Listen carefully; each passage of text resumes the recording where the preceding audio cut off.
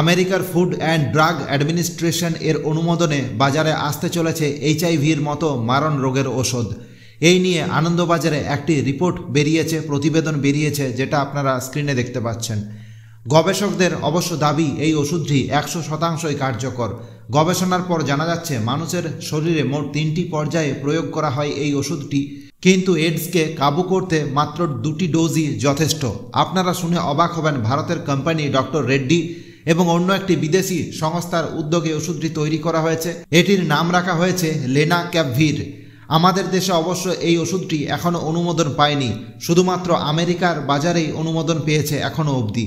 বিভিন্ন সূত্র মারফত জানা যাচ্ছে ওষুধটি ভারতে নিয়ে আসার জন্য চেষ্টা চালানো হচ্ছে।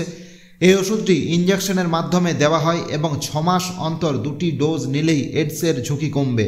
এবার আমি আপনাদেরকে বলবো এই ওষুধটি তৈরির সময় পৃথিবীর বিভিন্ন দেশে ট্রায়াল চলেছে, সেই ট্রায়ালের কি রিপোর্ট এসেছে।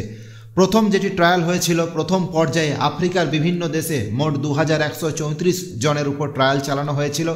তাদের এইডসের রিস্ক 90% কমে গিয়েছে।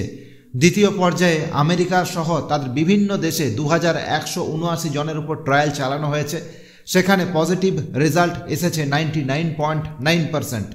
তৃতীয় পর্যায়ে প্রথম এবং দ্বিতীয় 2 পর্যায়ের থেকে বেশি পরিমাণে এখানে ট্রায়াল চালানো হয়েছে। তবে এই ওষুধটির কার্যকারিতা থাকবে মাত্র 12 মাস, অর্থাৎ 1 বছর। তো আশা করছি আপনাদের ভিডিওটি ভালো লেগেছে, তাই ভিডিওটি অতি অবশ্যই লাইক করবেন এবং আমাদের চ্যানেলে নতুন হয়ে থাকলে অতি অবশ্যই চ্যানেলটিকে সাবস্ক্রাইব করবেন এবং আপনাদের মতামত অতি অবশ্যই কমেন্ট সেকশনে লিখে জানাবেন।